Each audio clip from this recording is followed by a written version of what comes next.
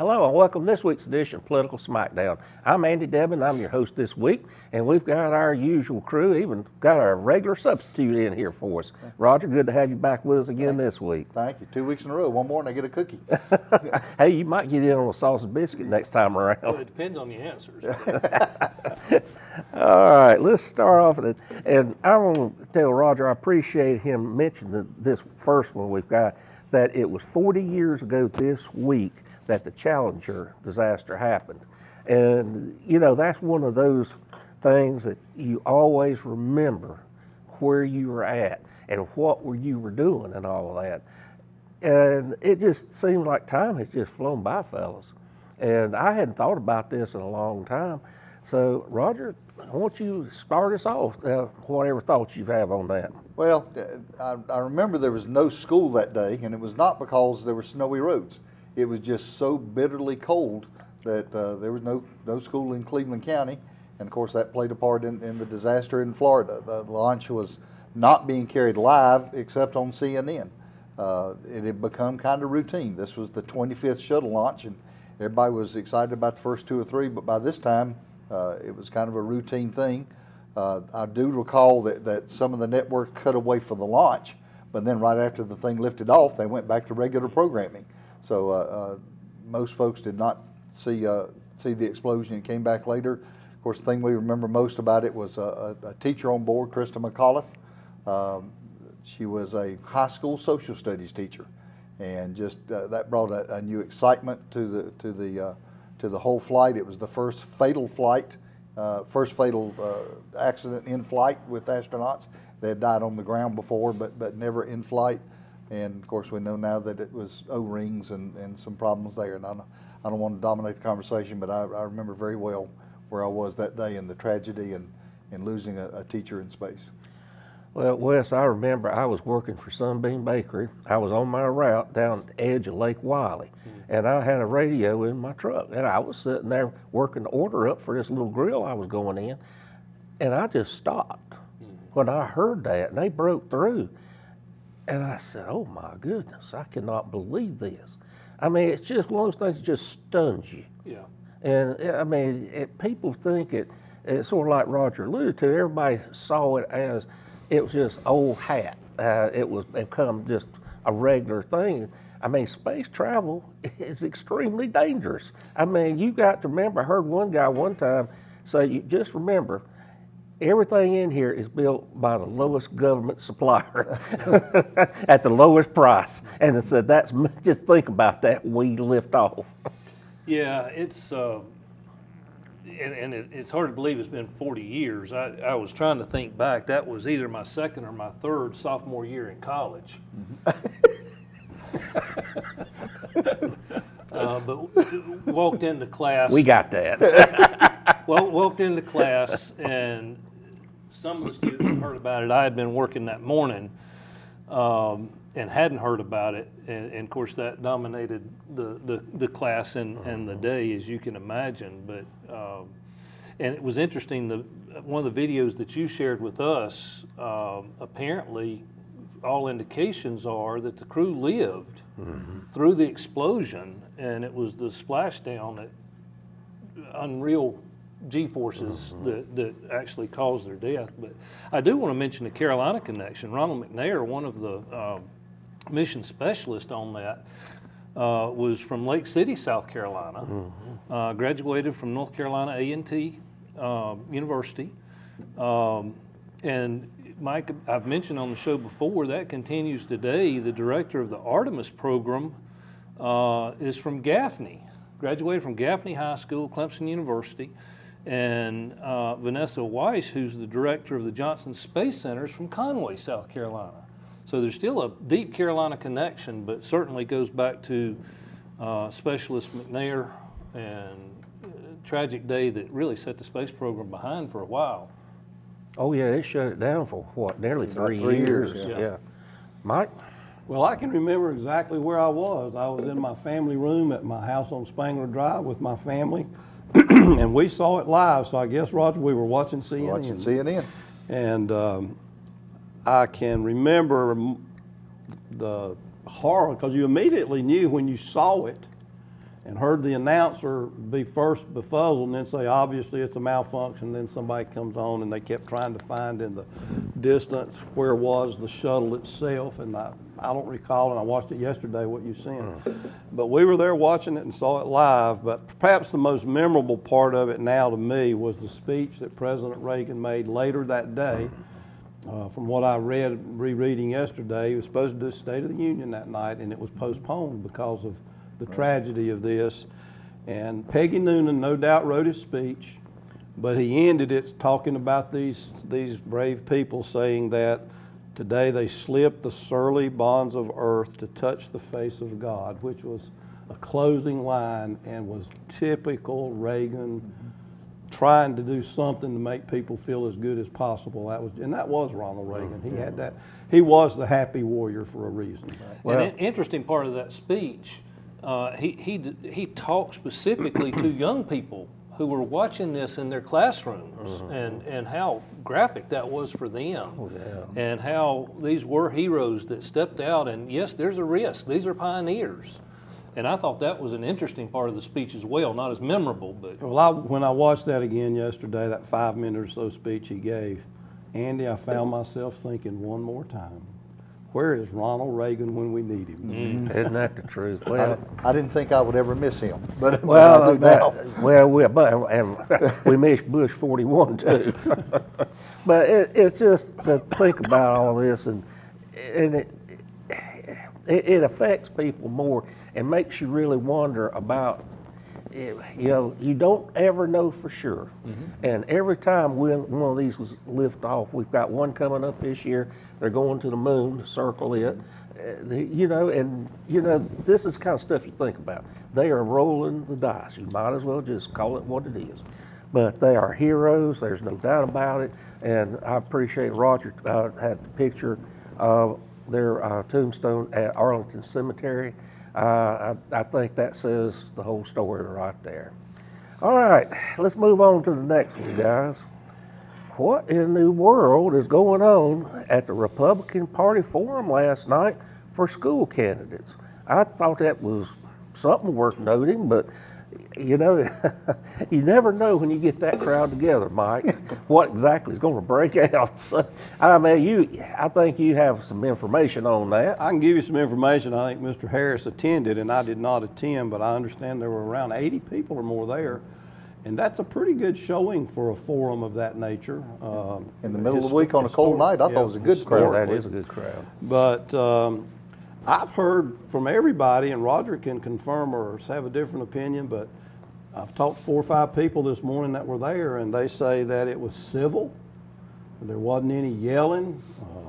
They gave answers. I do know that there was, I was told, no direct question about what to do with Marion School or the school calendar law, and I don't understand why you would not have a direct question about those as live of issues as they are and have been for a while now in those schools. But from what I understand, the newer people, Sheila Knipe, and I forget the gentleman's name, Mr. Self, that they handled themselves pretty well as newcomers.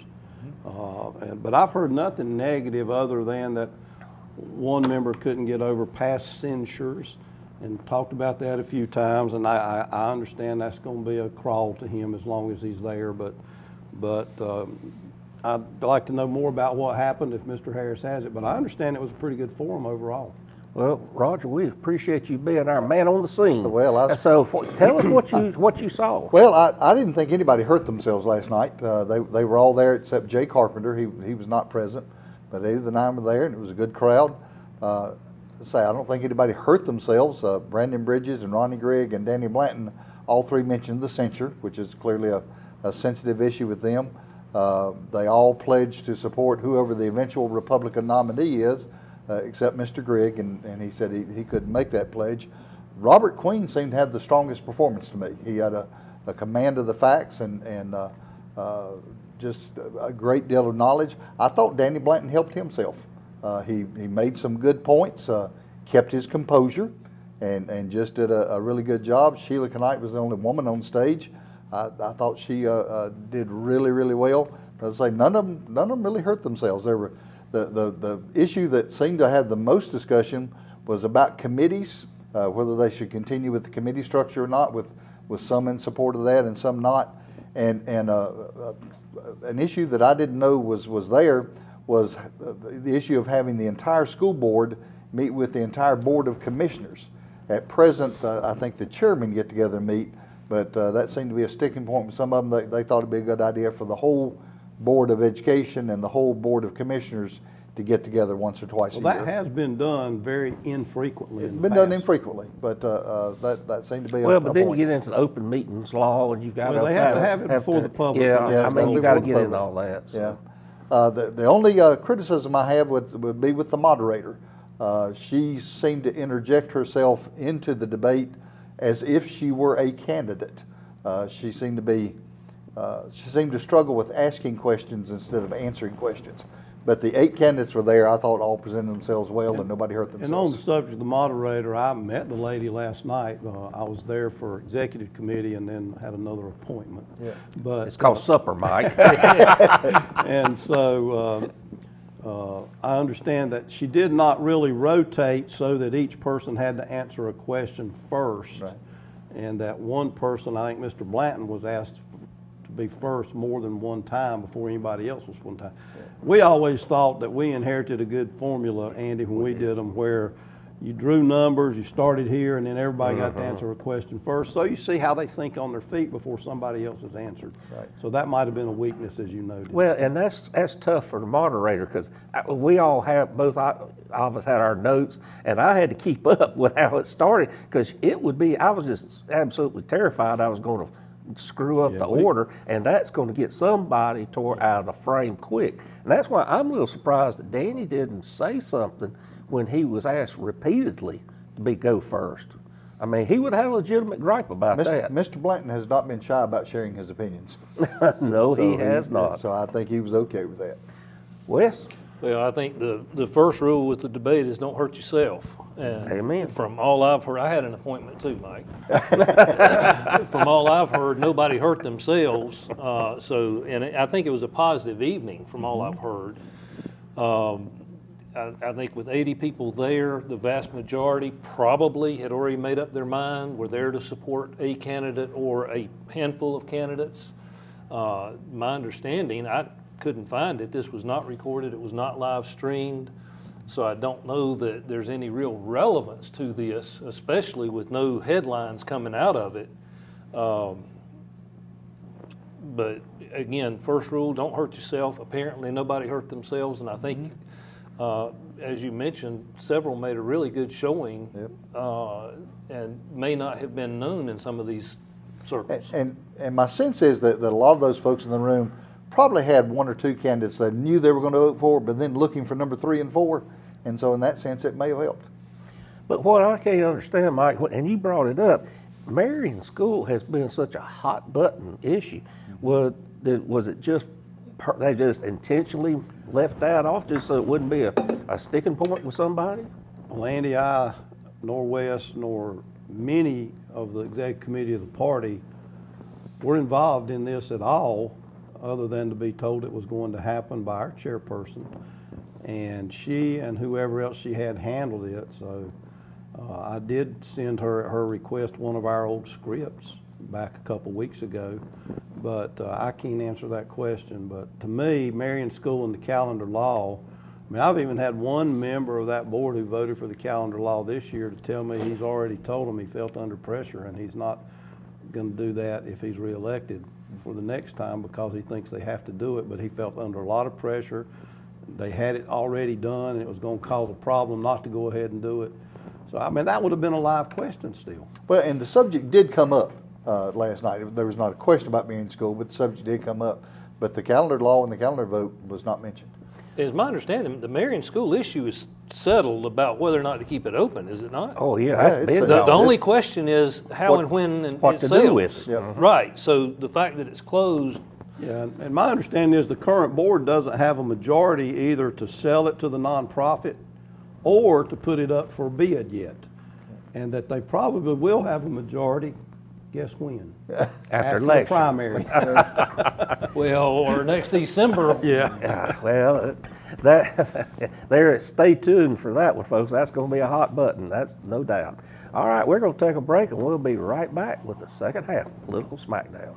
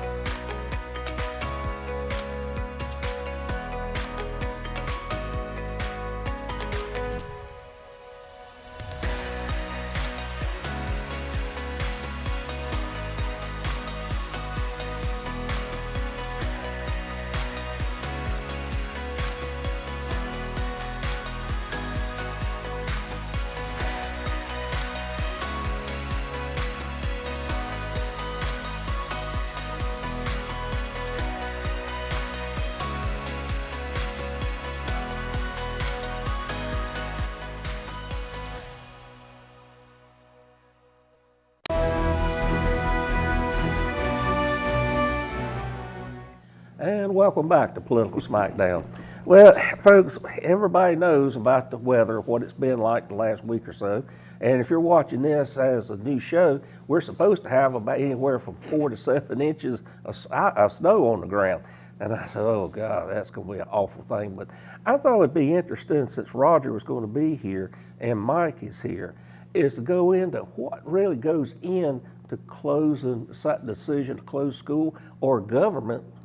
I mean, there's always a lot of information that has to be processed with it. So, Roger, could you start off on it? Because there's always confusion about school systems. Superintendent flips a coin. Okay. At least it's scientific. Yeah. Well, it almost always lands on closed. Yeah, I think so. I think the weatherman does too. Yeah. Yeah. The decision about closing schools is not an exact science. It's a complicated process. We all remember in the old world, schools was 180 days, and if you missed a day, you made it up, and you know there was always the question about whether you're going to lose spring break and on and on and on. That was the magic formula. That's not the formula anymore. The 180 days is long past in the history. When did that change? That changed about 15 years ago. Okay. It's been a number of years, and there's a story about how that came about, but that's for another day maybe. Now it's hours. Yeah, now it's hours. It is 1,025 hours. And even the Cleveland County Schools calendar that we have now, if nothing happened, there's only 179 days in that calendar. There's not 180 Really? days. The Gaston County calendar has 176 days in it. So the 180 days is a thing of the past. You can forget that. So you look at hours, and the way you do the math, it's 1,025 hours. It's 1,025 instructional hours. So you can't count class change period time and lunch and that kind of thing. So the normal math is this: you take a 6-hour instructional day. So you take 1,025 hours, divide that by a 6-hour instructional day, and the answer to that is 171. So as long as you have 171 days essentially in a school year, then you meet the standard. Whenever you've got bad roads, I know our superintendent, I assume all superintendents kind of do the same thing. Our superintendent contacts Department of Transportation, talks to DOT folks. They've got some contacts over there. They talk to the police, they talk to the sheriff. But the reality is, in our system, our staff has been there long enough that they've got a list of about 50 roads and bridges. And those are the ones they look at.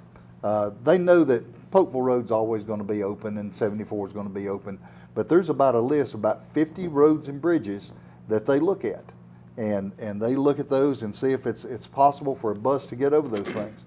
And understand that there's a couple of concerns.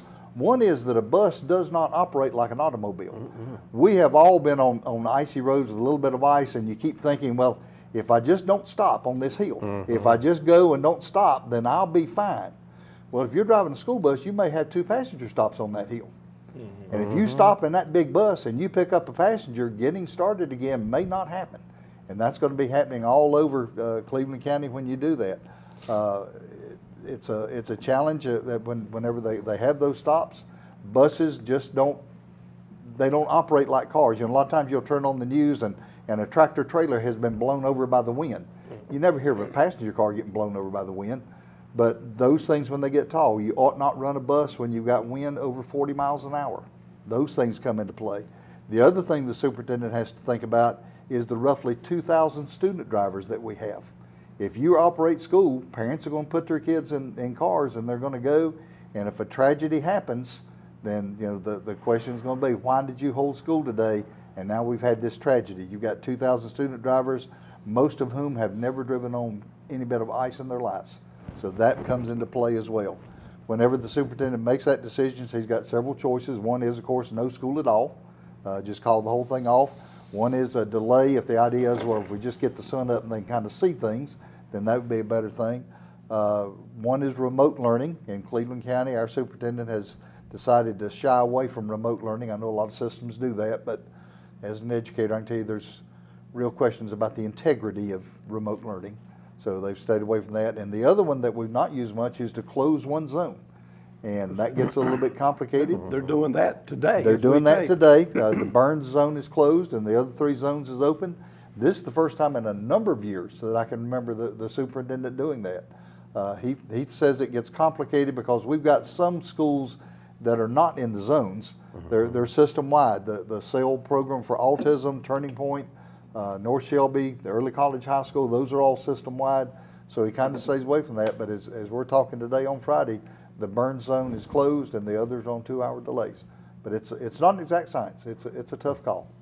Well, Mike, when you're mayor and on city council, government has got people coming to, and you've got people coming and going. Some things have got to work. I mean, the police department, fire, the emergency services has got to. Yeah, the city of Shelby was closed in this ice storm we had a week earlier on Monday, but you can bet the police officers and the firemen were on duty.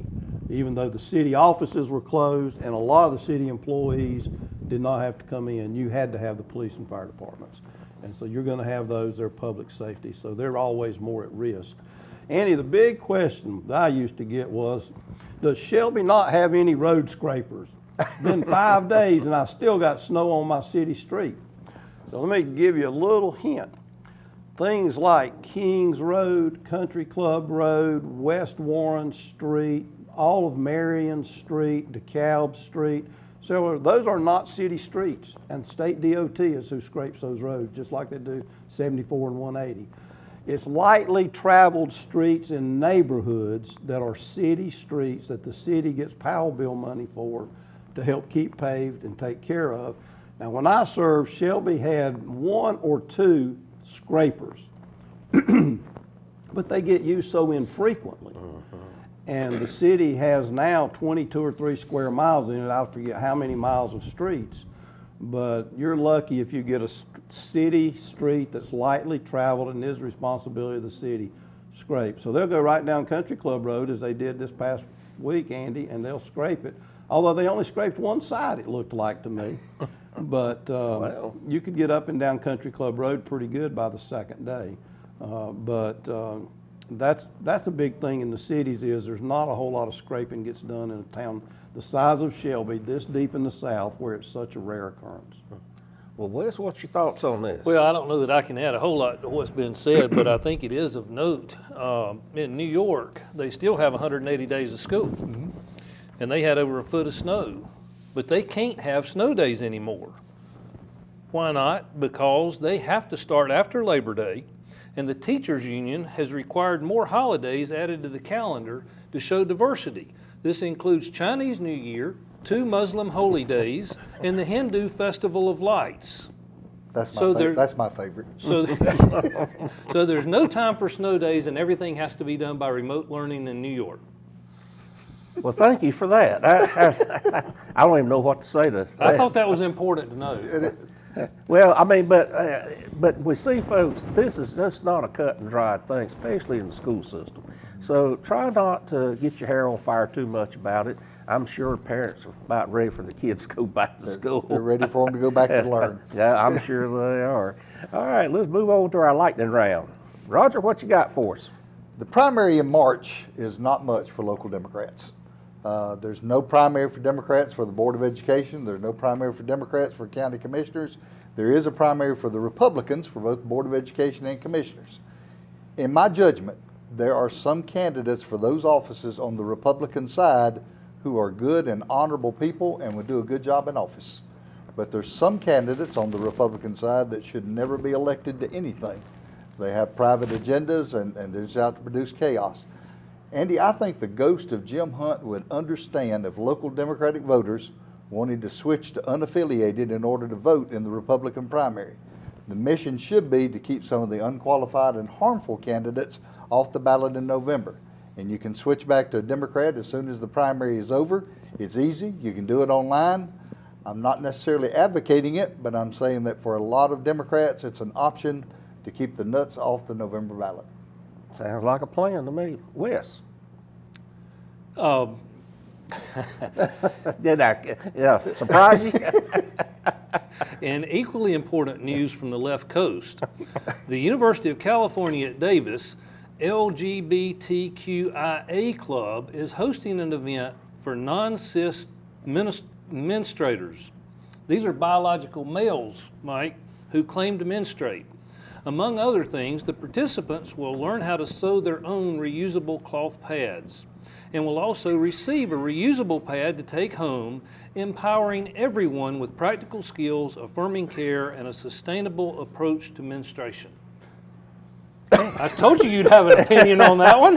I have no Holy- opinion. I don't even have an opinion on that. All right, Mike, I'm sure you got something interesting. Well, Carolina Journal did a January poll this month, and I'm just going to hit three things that very extensive poll does. Statewide, you see that only 29.2% of the 700 people polled, and it was a wide variety of people, are satisfied or somewhat satisfied with K through 12 public education, and 52%, almost 53%, are either somewhat or completely dissatisfied, and 18% are not sure. On opportunity scholarships, which will come up here in a second, you can see that the green, the light green, and the dark green are somewhat supportive of opportunity scholarships, or what some people call school vouchers, but you've got about 64% that support those versus 7.2% unsure and about 29% that don't. And finally, on open enrollment, and I'd love to hear Mr. Harris on this if we had a minute, but a lot of people believe that you should be able to choose within your county school system which school your child goes to. And as you can see, that you have 78.8% that support that idea. And while I get it, I think it would cause a lot of havoc in how local government schools are run. Wouldn't it though? Yeah. We had some late breaking news this morning. It seems that President Trump has now got his guy to head the Fed. He's Kevin Warsh, W-A-R-S-H. He has been on the Fed before. And of course, everybody's been waiting on him to fire Jerome Powell, which he's found out he can't do. So we've got somebody hopefully he can get along with and drop those interest rates. Well, folks, that's all we got time for this week. Hope you learned a little something, and we'll be back again next week with a new edition of Political Smackdown.